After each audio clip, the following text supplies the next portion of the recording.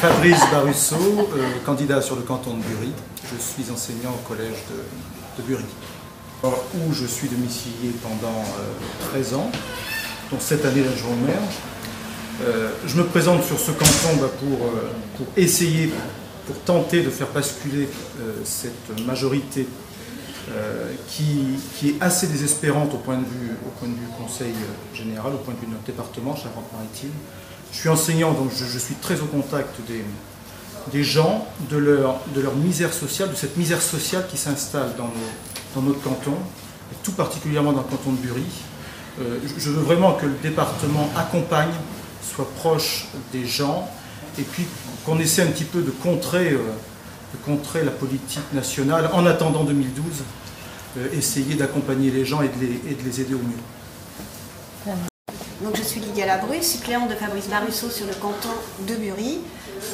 J'ai décidé donc en décembre dernier d'accompagner cette volonté, cet engagement qui consiste réellement à vouloir être dans la plus grande proximité avec les intérêts des personnes. Je suis engagée dans la vie associative de longue date. Je suis née en Charente-Maritime et donc j'ai un réel souci de ce que peut être un développement et des politiques de conseil général, puisque j'y suis née et que je travaille et que j'y habite.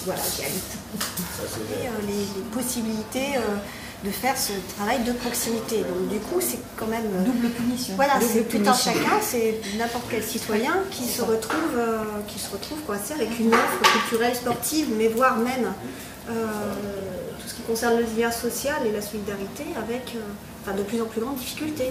Il y a quelque chose qui me choque dans la campagne actuelle, c'est que quasiment tous les candidats UMP, quels qu'ils soient, osent écrire dans leur tract que si les gens votent pour eux, ils feront donc partie de la majorité départementale, ils auront donc plus facilement des subventions. Ce qui voudrait dire que le clientélisme est une pratique très courante et que si on n'a pas le bon candidat du bon côté, eh bien on n'aura pas les subventions.